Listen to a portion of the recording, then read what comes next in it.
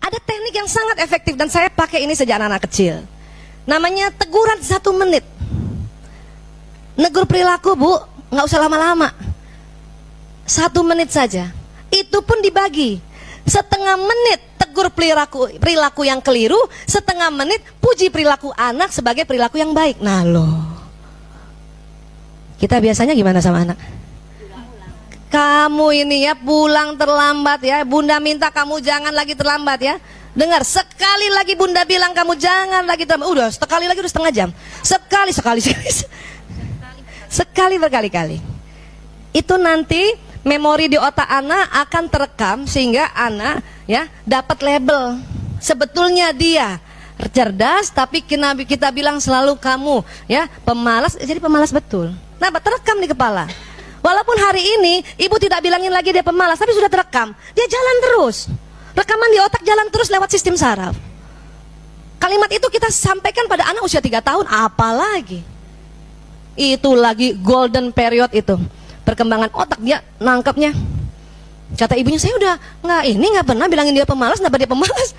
Rupanya omongan kita yang pertama itu sangat membekas. Itulah makanya kita minta yang ada ya, yang kita lakukan 4 tadi. Maafkan diri, ya, minta ampun, maafkan anak itu, dan juga kita minta maaf. 3 bisa, 1 agak berat. Tapi daripada anak kita memorinya tidak terhapus, ya, bahaya. Bisa hilang Bu Aisyah memori yang lalu? Enggak. Tapi bisa menipis. Paling anak kita jadinya gini, oh, dulu ibu saya bilangin saya pemalas karena belum kerumil. Jadi dia tahu. Oh, setelah dia belajar jadi baik. Itu menjadi pembelajaran. Tidak bakal hilang. Semua memori nggak bakal hilang, Bu. Ibu pernah hilang nggak memori ibu-ibu? Maaf, satu ketika pernah, maaf, zaman dulu kan dicubit ibunya. Masih ingat, Bu? Nggak bisa hilang kan? Tapi ibu mau memaafkan kan? Karena ibu tahu, oh saya maafkan ibuku. Kenapa? Kolonial. Ya.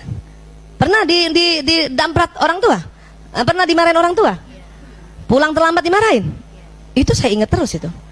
Tapi saya memaafkan. Kenapa? Oh, karena kita belajar. Oh, jadi pelajaran supaya nanti kita ke anak tidak lagi pakai cara itu. Itu jadi pembelajaran. Makanya semua memori nggak hilang, tetapi kita maafkan.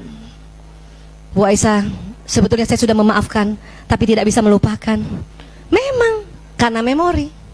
Kalau ibu mau lupa ya peristiwa-peristiwa yang negatif, maka ibu akan lupa semuanya, termasuk lupa nama suami.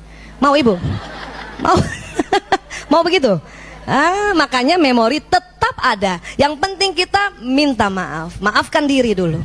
Kenapa? Kita pernah lakukan hilaf juga. Kenapa? Belum belajar. Ya, belum belajar. Ya, maafkan diri, minta ampun sama Allah, maafkan anak kita, dan kita minta maaf sama anak. Ya, nah ini gimana pakainya Bu Aisyah? Saya dulu waktu anak-anak masih kecil, sengaja di ruang tengah rumah saya pasang jam besar. Suatu ketika Lanang anak saya yang pertama, bayangkan umur 5 tahun dia pulang terlambat, gara-gara main di warnet. Zaman dulu kan belum ada di rumah kan. 5 tahun loh, TK. Ya, oke, dia datang. Assalamualaikum, waalaikumsalam. Lanang, tetap harus senyum ya, walaupun gemes kan. Nah, makanya pas saya udah tahu dia di pinggir di pagar itu udah tarik nafas. Astagfirullahaladzim, astagfirullahaladzim. Ya Allah, mohon lemah lembut. Tapi tetap harus ditegur. Lemah lembut itu bukan membiarkan ya, ditegur. Sini nak berdiri. Ada jam di situ. Setengah menit pertama tegur perilakunya. Lanang, ibu marah Lanang pulang terlambat. Ibu boleh tegur dan sampaikan pesan ibu. Kalimatnya, ibu marah. Yang marah siapa? Ibu. Kalau dia mah nggak marah, dia seneng.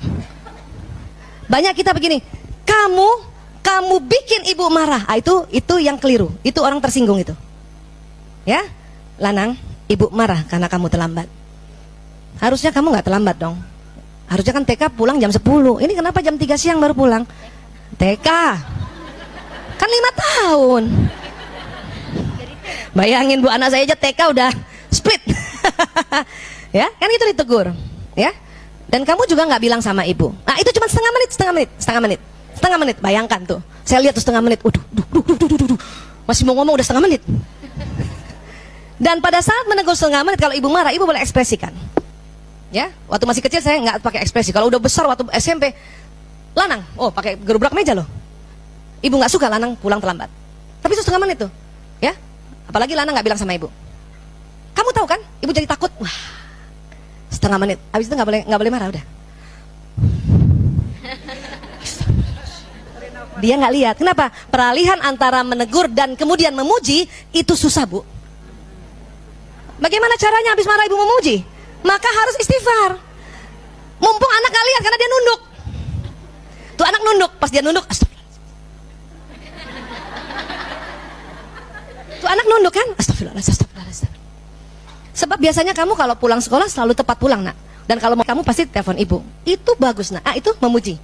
Karena dia selalu lakukan itu. Satu ketika dia tidak telepon saya dan pulang terlambat, kita tetap tegur perilakunya. Bisa paham, Bu? Setengah menit. Itu latihan. Alhamdulillah berhasil. Lanang udah berhasil, berarti adik-adiknya berhasil. Itu latihan. Makanya lihat jam. Udah harus muji nih. Ya. Biasanya kan gitu. Kelamaan 5 menit. Kelamaan. 1 menit aja. Itu efektif sekali. Sehingga dia belajar bahwa kalau saya mau pulang terlambat, saya telepon. Ya. Tapi apa dia bilang? Anak mau bicara apa, Nak? Kasih waktu bicara. Ibu, tadi aku udah telepon ibu pakai telepon ibunya teman aku. Udah ngomongnya gitu kan, teman aku. Tapi ibu nggak angkat-angkat. Barangkali ibu lagi seminar. Oh iya ya. Karena pas saya lihat, ada miss call. Cuman nggak tahu ini nomor siapa. Ternyata ibu temannya. Berarti kan dia sudah melakukan hal yang sesuai prosedur. Kalau kita negurnya setengah menit, kita nggak malu, Bu. Kalau ibu negurnya 5 menit atau 15 menit, ibu malu. Ternyata iya udah telepon. Kalau setengah menit nggak malu. Oh astagfirullahaladzim, iya Nak. Ibu nggak angkat, ibu nggak tahu Nak. Ibu minta maaf ya. Langsung begitu. Iya Bu.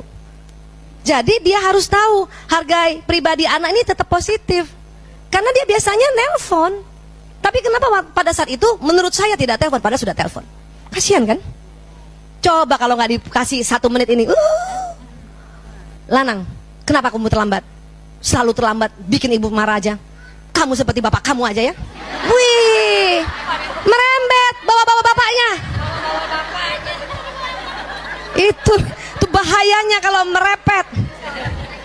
Belum lagi selesai, kayak bapak kamu aja. Memang dasar orang Jogja selalu terlambat. Wih. Kenapa bawa-bawa Jogja? Sempat anak saya belum pakai teknik ini ya. Anak saya bilang masih kecil tuh ya, belum pakai teknik ini. Ibu, kalau aku terlambat, ibu marah, aku terima.